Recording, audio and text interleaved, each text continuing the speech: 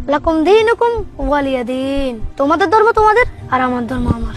আমি আরো তোদের জন্য সন্দেশ প্রসাদ রাখছিলাম, আর তোরাও তোদের পূজায় আমাদের প্রতিপালক আল্লাহর সাথে শিরিক করিস, এই জন্য তোদের পূজায় আমাদের যাওয়া নিষেধ। তার মানে কি তোরা আমাদের ধর্মকে হিংসা করিস? নাহিদ, আব্দুর রহমান, দা দা কি রে, পূজার বন্ধ তো দিল। আজকে সন্ধ্যা থেকে আমাদের পূজার অনুষ্ঠান শুরু হবে, অনেক মজা করব। কিন্তু স্কুল বন্ধ হলো তো তোদের দেখা পাবো না, তাই মনটা খারাপ রে। আরে প্রদীপ, মন খারাপের কি আছে? মাত্র কয়টা দিনে তো। হ্যাঁ নাহিদ তো ঠিকই বলছে, এক সপ্তাহ পরে তো আবার দেখা হবেই। আচ্ছা, একটা কাজ করলে কেমন হয়? পূজাতে তোদের দাওয়াত রইলো, তোরা আমাদের বাড়িতে চলে আসিস, তোদেরকে নিয়ে অনেক মজা করব। আচ্ছা তাই হবে, আমরাও যাবো তোদের পুজোতে, কি বলিস নাহিদ? আমি যেতে পারি কিনা শিউর না রে, আমার বড় ভাই মনে হয় না যেতে দিবে। আরে দিবে না কেন, তোরা তো পূজা করবি না, শুধু দেখবি। আরে দিবে দিবে, না দিলে তুই চুরি করে চলে আসিস, আমি রাস্তার মোড়ে তোর জন্য অপেক্ষা করব। আচ্ছা ঠিক আছে, তুই আমার জন্য অপেক্ষা করিস, আমি সহমত চলে আসবো। ওকে। নাহিদ, এত তাড়াহুড়ো করে কোথায় যাও? আমার একটা হিন্দু ক্লাসমেট আছে, আমাকে আর আব্দুর রহমানকে ওদের পূজাতে দাওয়াত দিছে। আচ্ছা আমরা সবাই যাব, মানে ওদের পূজা দেখতে যাবো আর কি। আচ্ছা নাহিদ, বলো তো পূজা কাদের উৎসব? হিন্দুদের হিন্দুদের। মুসলমানদের উৎসব কি কি? ঈদুল ফিতর আর ঈদুল আজহা। তোমার হিন্দু বন্ধু কি কখনো আমাদের ঈদুল আজহা আসছিল? না। তাহলে তুমি কেন তাদের উৎসবে যাবা? আমরা আমাদের কোরবানিতে যে গরু জবাই করি তাকে তারা কি বলে ডাকে জানো? জি জানি, মা বলে ডাকে। ওরা জানে ওদের মাকে জবাই করা হচ্ছে, তাই ওরা কোরবানিতে আসে না। আর তুমি জানো না পূজাতে ওরা আল্লাহর সাথে শিরক করে, তাহলে তোমরা কেন সেখানে যাবা?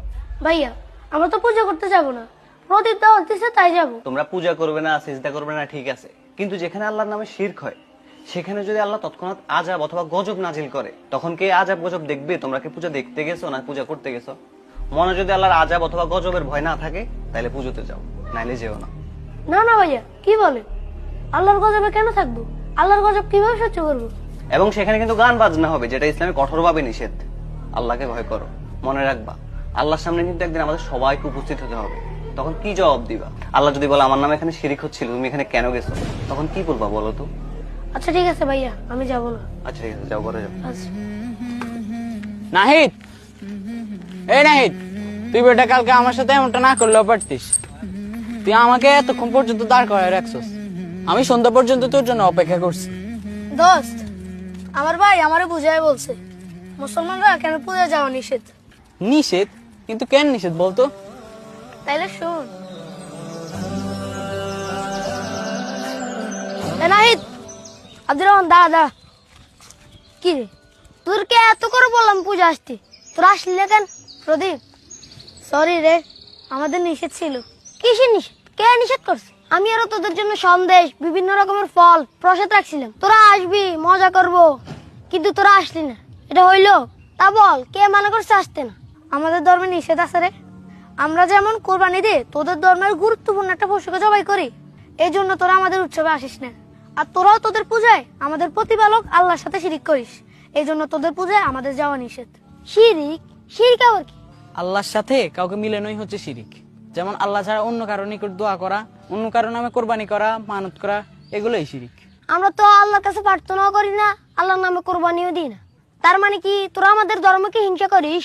আরে না না, হিংসা করবো কেন? আল্লাহ আমাদেরকে অন্য ধর্মকে হিংসা বা পালন করাতে বাধা দিতে নিষেধ করেছে। আর মহান আল্লাহ পবিত্র কোরআনে বলেন, লাকুম দীনুকুম ওয়ালিয়া দিন। তোমাদের ধর্ম তোমাদের আর আমার ধর্ম আমার। ও আচ্ছা, সুন্দর তো। লাকুম দিন, তারপর কি জানি? লাকুম দীনুকুম ওয়ালিয়া দিন। আধার হৃদয় জালো নূরের চেরা, মুছে দাও হৃদয়ে যত কালিমা।